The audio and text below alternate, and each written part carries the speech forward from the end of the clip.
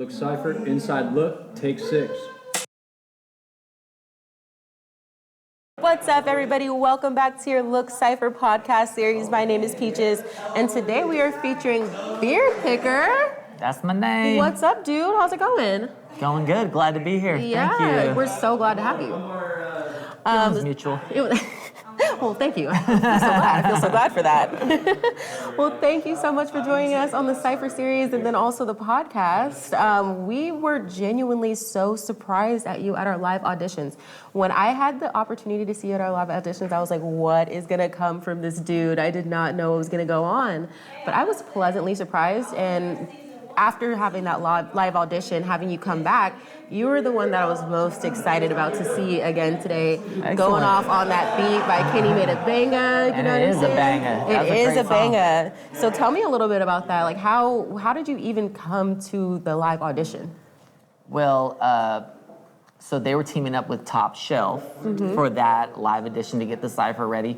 And I'm friends with Doe the Unknown from Top Shelf. Right. And we always chat, and I saw the post, and I was like, whoa, that's really cool. He says, you should submit a verse. And I said, really? Yeah. He said, yeah, try it. What the hell? And I says, all right. So I downloaded I couldn't figure out how to download it, honestly, so I had to steal it the old school way, the beat. I had to get my hands on the beat, and I played guitar to it to try to like feel it, and I wrote a verse about making money in construction because I'm a contractor, and I don't know, I just kind of put my heart into it, and I did feel when I got there that I was a little bit out of place, to be honest, but I gave it my all, and luckily it panned out for me, and I'm here today. No, dude, you went up there and you killed it. The crowd absolutely loved you. Hell yeah. Yeah, which, speaking of blue-collar work, you have an album coming up.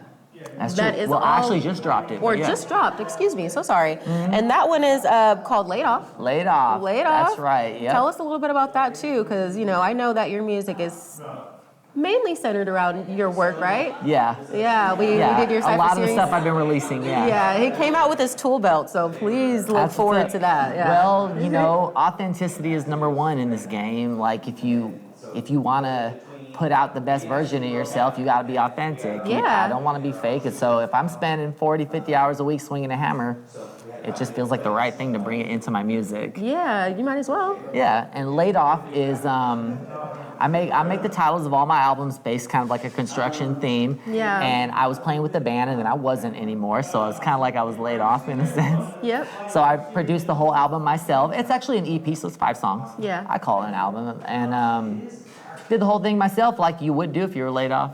Right. You know? And it's cool. The album is designed to get you pumped for your work day. So if you're I need to get something to get me in a good mood on a Monday, the songs are all about doing work. There's comedy in there. There's a couple serious songs, a couple funny songs. You know, it's give you a nice little ride. If you got 20 minutes to work, check out Laid Off, you know. Those guys that are waking up before the sun need something to listen to too. That's what I'm saying. And then hopefully they can be like, oh, yeah, he gets it. You know, he gets it. We all need something to relate to, and I think that it's just so fun how you ended up doing rapping, because you said that you play the guitar, and I know that you have a country influence and things like that as well, which, you know, you're in collaboration with Doe the Unknown. Tell us about that thing that you guys have working on. Well, we, aside from learning each other's songs in an acoustic style, we also like to do acoustic versions of popular rap songs from the 90s, like Snoop Dogg, Jay-Z, Coolio. We've got a whole stack of songs we're working on.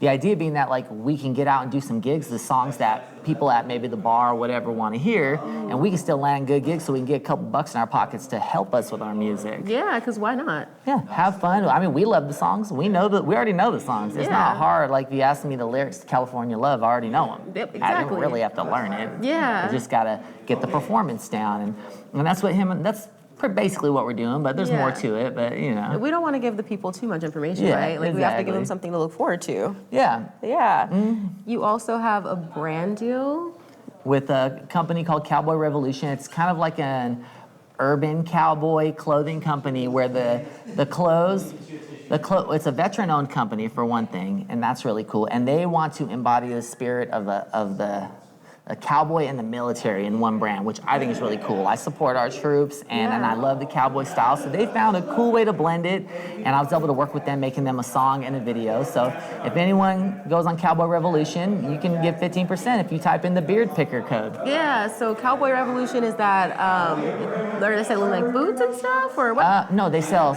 hoodies, t-shirts, hats, patches, kind of like, I would say above the waist gear. Okay. Everything above the waist. Okay. Okay, gotcha. What's cool about, I should have wore one of their hats. They have ball caps, but they say cowboy hat on the front. So it's kind of like, you know, say you were going to Goldfields Midtown on one of their country line dance nights. This would be a sweet hat to wear. Yeah, because why not? Kind of hits that urban cowboy style. It's urban cowboy style. We couldn't put that on today because you're repping your hometown so hard today, man. Show them the t-shirt. Oh, yeah, Orangeville. Yeah, we're from Orangeville. That's where I'm from, which is a small town in Sacramento, if you don't know. Right by the river. Right by the river. Yeah. I kind of want to see, like, we were talking about it a little bit earlier, but, you know, you said you were just an outdoors kind of guy. Orangeville, it's pretty outdoorsy over there? It's like still kind of a little country town. Okay. It's kind of a little country town. And like I said, it's right by the river. So from my house, I could ride my bike to the river and hit the trails or have a picnic with my family. Yeah. You know, go swimming in the summer. And we do all that stuff. We paddleboard, little canoe, you know, that kind of stuff. Yeah. I like that stuff. And you said that may kind of also contribute to your style of music and what you may write about and your lyrics and things like that too, right? Oh, yeah. You know, aside from my songs being about country music or being about blue-collar work in country music, I also do a lot of songs about family and experiences with family. So you'll catch that. If you check out my first album, Time and Material, it's an acoustic record, and the songs are very more folk than country, very singer-songwriter. A lot of personal stuff is in that record. Oh, God. Laid Off is all funny and comedy and having fun, but that first record, it's a whole album. I think it's maybe 12 songs on it. And I talk about my wife, my kids, my life, everything in there, hard times. And sometimes people will come to me and say, oh, I love that song on the record. I'm like, the record from way back then? Like, cool. No, honestly, you never know. Like, a lot of people enjoy those originals. Like, Lil Wayne, man. Love all of his original, stuff back then. Yeah, come on. Come on. And people go back to those every single time. So I am not surprised at all that people are coming back and picking that specific song out of your first album. And they're just like, I love it. But, you know, you have a son that is 19, correct? Yep. And a daughter that is 12? Should be 12 real soon. She'll be 12 really soon. Yeah. Do you give them a lot of inspiration as far as like music in that sort of sense? I know your daughter loves to dance, but are we gonna get her a little dance and singing going on soon? She can sing too, and I'm hoping at some point we can put her in. Have you ever heard of School of Rock? It's like for kids to get really good at rocking. Yeah. I think she'll be a singer there at some point, but I'm wait for her to get tired of dance, or wait for her to get, you know, right now she's 4 days a week at dance, so she doesn't have time. And she every now and then I'll be at a gig and she'll hop on stage. You went over the crowd with the kids, huh? Oh, definitely. I mean, you already won them over with the beard, I think. A lot of the gigs are very kid friendly because I do a lot of gigs from 6 to 9 p.m. at like a brewery or something like that.